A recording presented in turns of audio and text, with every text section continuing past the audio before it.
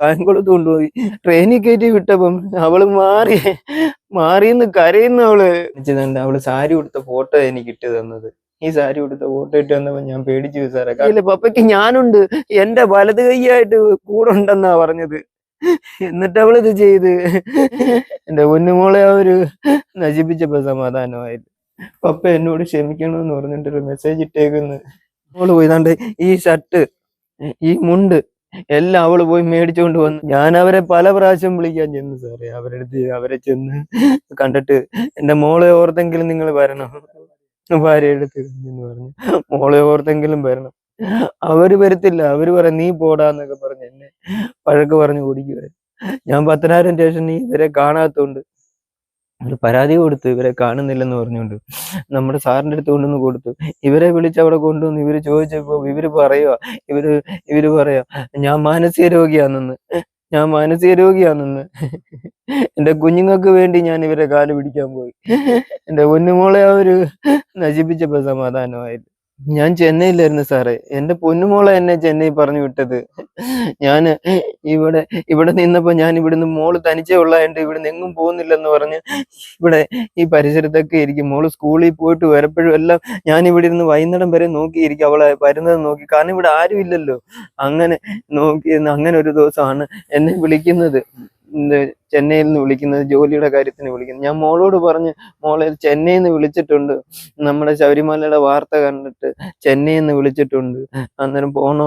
ഞാൻ പോകുന്നില്ല മക്കളെ എന്ന് പറയുമ്പോ ഇല്ല പപ്പ പോണം, പപ്പ ജീവിച്ച് കാണിക്കണം, പപ്പയെ കളഞ്ഞിട്ട് പോയാലും പിന്നെ ജീവിച്ച് കാണിക്കണം, ഒരു കൈ കൊണ്ട് ജീവിച്ച് കാണിക്കണം എന്ന് പറഞ്ഞു. അങ്ങനെ ഞാൻ ഇവിടുന്ന് പോകാൻ എനിക്ക് നല്ലൊരു ഷർട്ടില്ല. എന്നിട്ട് എന്റെ പൊന്നുമോള് പോയിതാണ്ട് ഈ ഷർട്ട്, ഈ മുണ്ട് എല്ലാം അവള് പോയി മേടിച്ചുകൊണ്ട് വന്നു. ബാഗ് എനിക്ക് കൊണ്ടുവന്ന് തുണി വെച്ച് കൊണ്ടുപോകാൻ ബാഗ് എല്ലാം മേടിച്ച് തന്നിട്ട് എന്നെ കായംകുളത്ത് കൊണ്ടുപോയി ട്രെയിനിൽ കയറ്റി വിട്ടപ്പം അവള് മാറിന്ന് കരയുന്ന അവള്. ഞാൻ ചോദിച്ചു, ട്രെയിനിൻ്റെ അകത്തിരുന്നുകൊണ്ട് ഞാൻ ചോദിച്ചു, മക്കളെ നിന്നെ കരയുന്നു? 2 കൈയും ഇങ്ങനെ പൊത്തിട്ട് കരയുന്നു, പപ്പ എന്നെ കളഞ്ഞിട്ട് പോവെന്നുള്ള പേടി. അപ്പൊ ആ ട്രെയിനിന്റെ അകത്തിരുന്ന് 2 ചേച്ചിമാര് ചോദിച്ചു അത് ആരാന്ന് പറഞ്ഞു. ഞാൻ പറഞ്ഞു എന്റെ പൊന്നുമോളാന്ന് പറഞ്ഞു. ഈ തന്റെ മോളാന്ന്. ഞാൻ പറഞ്ഞു നല്ല സുന്ദരി ഒരു കുഞ്ഞാന്നല്ലോ എന്ന് പറഞ്ഞു. ആ കുഞ്ഞിന്റെ വിഷമം നോക്ക്, പപ്പ പോകുന്നതിന്റെ വിഷമം നോക്കുന്നു പറഞ്ഞു. അങ്ങനെ പോയി ഞാൻ ചെന്നൈ പോയി വരച്ചോണ്ടിരിക്കുമ്പോ എന്നും വിളിക്കും അവള്, എന്നും വിളിച്ച്. ഇന്നലെ ഈ മരിക്കുന്നതിന് തലേദിവസവും വിളിച്ച് അവള് കുറെ നേരം എൻ്റെ അടുത്ത് സംസാരിച്ച്. അറിയോ, എപ്പോഴും വിളിക്കും. ഞാൻ എന്റെ വിഷമം ഞാൻ അവളോട് പറയുമ്പോ അവള് പറയുന്നത് പപ്പ ഒന്നും ചെയ്യില്ല. ഞാൻ പറഞ്ഞു പപ്പയ്ക്ക് ഞാനുണ്ട്, എന്റെ വലത് കൈയായിട്ട് കൂടെ ഉണ്ടെന്നാ പറഞ്ഞത്. എന്നിട്ട് അവളിത് ചെയ്ത്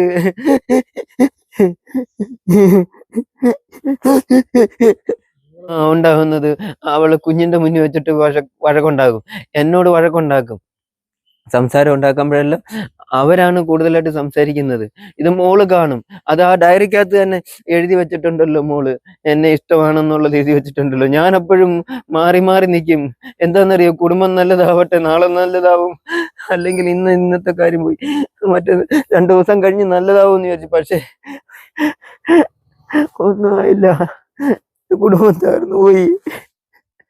ഞാൻ എന്റെ മോൾക്ക് വേണ്ടിയാ സാറേ ജീവിച്ചത്. ഇപ്പോഴും കഷ്ടപ്പെടാൻ പോയത് എന്റെ മോൾക്ക് വേണ്ടിയാ.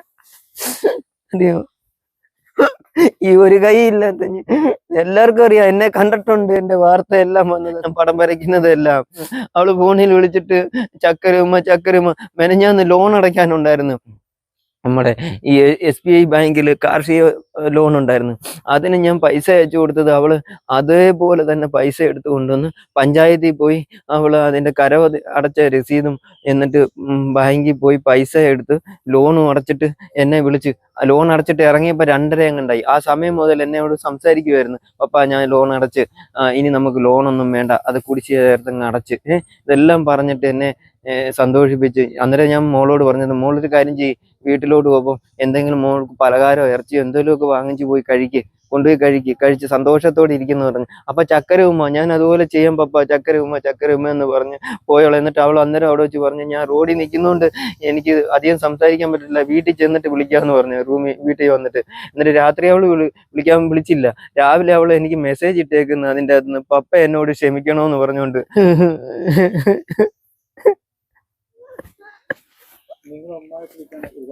ആന്ന് എന്ന് ഞാനും പറയുമായിരുന്നു. ഞാനും പറയുന്നു, മോനെ മോൻ പോയി നിന്റെ അമ്മയെ വിളിച്ചോണ്ട് പോവാ, നിന്റെ അമ്മയെ വിളിച്ചോണ്ട് പോവാ. എന്നെ വേണ്ടെങ്കിൽ നിങ്ങളെ നീ അവരുടെ മകളല്ലയോ, നിന്നെ അവര് നോക്കട്ടെ. ഞാൻ ദൂരെ മാറി നിന്ന് നിങ്ങൾ ജീവിക്കുന്ന കണ്ടോളാം. ഞാൻ സ്റ്റേഷനിൽ വെച്ച് ഞാൻ പറഞ്ഞു സാറേ, ഞാൻ സ്റ്റേഷനിൽ വെച്ച് പറഞ്ഞു സാറേ, ഞാനൊരു വീടെടുത്ത് തരാം, നിങ്ങൾ 3 പേരും കൂടെ ജീവിക്ക്, ഒരുമിച്ച് ജീവിക്ക്, എന്നെ ഒഴിവാക്ക്. എന്നിട്ട് പോലും അവര് കേട്ടില്ല. അമ്മയെന്ന് പറഞ്ഞ എന്റെ മോളുടെ അമ്മ കേട്ടില്ലത്. ഞാൻ എന്റെ പൊന്നുമോളെ പ്രതീക്ഷിച്ചിരിക്കുവായിരുന്നു സാറേ. എല്ലാം അവളായിരുന്നു, എന്റെ സ്വപ്നം മൊത്തം അവളായിരുന്നു. ഇതുപോലെ എനിക്കിങ്ങനെ വിഷമങ്ങളുണ്ട് എന്ന് പറഞ്ഞാൽ പോരായിരുന്നു. അവൾ എന്നെ ആശ്വസിപ്പിക്കുക ചെയ്യുന്നത്. ഉള്ളിൽ അവളുടെ വേദനയെല്ലാം അവൾ ഉള്ളിൽ വെച്ചിട്ട് എന്നെ ആശ്വസിപ്പിക്കുക ചെയ്യുന്നത്. പപ്പ അങ്ങനൊന്നും ചെയ്യരുതേ, പപ്പ നല്ലതായിട്ടിരിക്കണം, ഞാനിവിടെ സുരക്ഷിതമായിട്ടിരിക്കുക. പക്ഷെ അവള് വിഷമിക്കുമായിരുന്നു ഇവിടുന്ന്, പുറമെ പറയത്തില്ലായിരുന്നത്. അവള് സാരി ഉടുത്ത ഫോട്ടോ എനിക്ക് ഇട്ട് തന്നത്. ഈ സാരി ഉടുത്ത ഫോട്ടോ ഇട്ട് തന്നപ്പോൾ ഞാൻ പേടിച്ചു പോയി സാറേ. കാരണം എന്താണെന്നറിയോ, ഞാൻ ഇവിടുന്ന് ഒക്കെ പോകും, കൊച്ചു ചുരിദാറൊക്കെ ഇട്ടിരിക്കും, പൊടിക്കുഞ്ഞിന്റെ കൂട്ട് പോകും. പക്ഷെ അവര് സാരിയൊക്കെ ഉടുത്ത് എനിക്ക് ഫോട്ടോ ഇട്ടതും എനിക്ക് പേടിയായി. കാരണം അവൾ വളർന്നല്ലോ എന്നുള്ളൊരു വിഷമം. കാരണം ഞാൻ ഈ ഒരു കൈ കൊണ്ട് വേണം അവൾക്ക് നോക്കാൻ കഷ്ടപ്പെട്ട്. എന്നിട്ട് ഞാൻ പറഞ്ഞു, ഞാൻ എന്നിട്ട് മോളോട് പറഞ്ഞു, നീ വളർന്നല്ലോ മക്കളെ, നീ വലിയ കുട്ടിയായാലും പപ്പയ്ക്ക് പേടിയാവുന്നു ഇനി. എന്നിട്ട് അത് കഴിഞ്ഞിട്ട് അവള് ഒരു 9:40 അവൾ എനിക്ക് ഇട്ടേക്കുന്ന മെസ്സേജ്,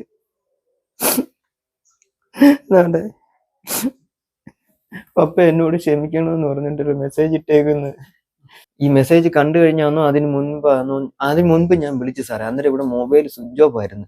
ഞായറാഴ്ച ദിവസങ്ങളിലൊക്കെ താമസിച്ചാ എനിക്ക്, ഞായറാഴ്ചയില്ലേ, സ്കൂളില്ലാത്ത ദിവസമില്ലേ. അപ്പം ഞാൻ അന്നേരം വിചാരിച്ച് കിടന്ന് ഉറങ്ങട്ടെ, എന്നിട്ട് ഒരു 10-11 മണി അപ്പം വിളിക്കാന്നുള്ള ധാരണയായിരുന്നു. ഞാൻ അവിടെ ചെന്നൈ വരച്ചോണ്ടിരിക്കുവോ, അപ്പൊ ഞാൻ വിളിച്ച് 10-11 മണി കഴിഞ്ഞ് വിളിക്കാന്നുള്ള ധാരണയിൽ ഇങ്ങനെ ഇരുന്നപ്പോഴാണ്, എന്നാ പിന്നെ ഇവള് ഫോണിൽ ഇങ്ങനെ ഓരോന്ന് ഇങ്ങനെ ഫോട്ടോ ഒക്കെ, ഇവിടെ ഒരു ഫോട്ടോ ഇട്ടേക്കുന്ന സാരി എടുത്ത ഫോട്ടോ കാണാന്ന് പറഞ്ഞുകൊണ്ട് ഞാൻ ഇങ്ങനെ അങ്ങോട്ട് നോക്കിയപ്പോ അതിൽ മെസ്സേജ് കിടക്കുന്നു, പപ്പ എന്നോട് ക്ഷമിക്കണേന്ന് പറഞ്ഞിട്ട്.